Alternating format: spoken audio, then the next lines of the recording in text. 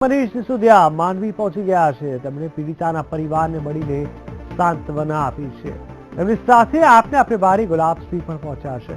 તેમજ કનુ કલસરિયા સહિતના આગેવાનો હાજર રહ્યા છે। આપ જોઈ શકો છો આપના ટીવી સ્ક્રીન ઉપર કે જ્યાં ડેપ્યુટી સીએમ દિલ્હીના પહોંચી ગયા છે। ચાલો સીધા જઈએ અમારા સંવાદદાતા મેહુલ દુધરેચા પાસે। મેહુલ, જણાવશો સમાચાર છે જે રીતે દિલ્હીના ડેપ્યુટી સીએમ મનીષ સિસોદિયા માંડવી પહોંચી ગયા છે અને તેમણે પીડિતાના પરિવારને મળીને સાંત્વના પણ આપી છે। શું છે તેને લઈને વધુ વિગત?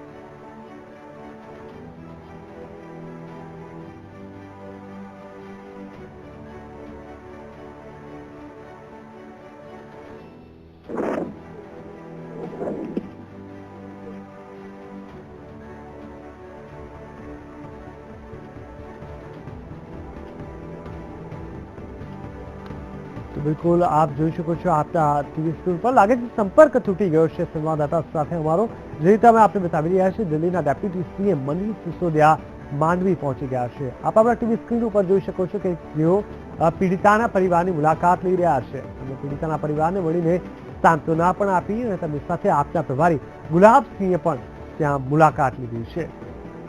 તેમજ કનુ કલસરિયા સહિતના આગેવાનો પણ ત્યાં હાજર રહ્યા છે।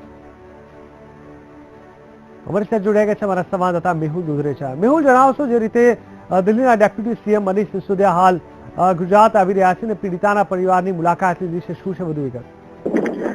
જી, જેવી રીતે જે ભાવનગર જિલ્લાના જે માંડવીમાં જે દુષ્કર્મની જે ઘટના ઘટી ત્યારબાદ જે હત્યાની જે ઘટના ઘટી તેને સાંત્વના આપવા માટે જે દિલ્હીના જે ડેપ્યુટી સીએમ છે મનીષ સિસોદિયા તેઓ આજે ગુજરાત ખાતે આવી ચૂક્યા છે। અત્યારે માંડવીમાં તેઓએ 15 થી 20 મિનિટ સુધી જે પીડિત પરિવાર છે તેઓના પુત્ર સાથે તેમજ એના પતિ સાથે પણ ચર્ચા કરી અને જે ન્યાય આપવા માટેની જે વાત કરવામાં આવી છે। સાથે અત્યારે તેઓ હાલ જે ગ્રામજનો છે, ગામના લોકો છે તેને પણ જે શાંતિ રાખવાની અપીલ કરી રહ્યા છે અને લોકોને સમજાવી રહ્યા છે કે જેવી રીતે ઘટના ઘટી તે ખૂબ જ નિંદનીય છે, પરંતુ આજે આ મુદ્દે અમે લોકો માટે લડીશું અને આગામી દિવસોમાં સરકાર સામે પણ જે કડકમાં કડક સજા મળે તેવી માંગણી પણ કરીશું। બિલકુલ, ખાસ કરીને જયારે પરિવારનું હવે જયારે કહેવું હતું કે બને ત્યાં સુધી કોઈ આવે નહીં, ગુજરાતના સીએમ સાથે વાતચીત થઈ છે, તેમના મળ્યા પછી હવે ડેપ્યુટી સીએમ અહીંયા આવી ગયા છે, તેમની સાથે વાત કર્યા પછી અત્યારે કોઈ પરિવાર તરફથી કોઈ પ્રતિક્રિયા આવી છે કે શું?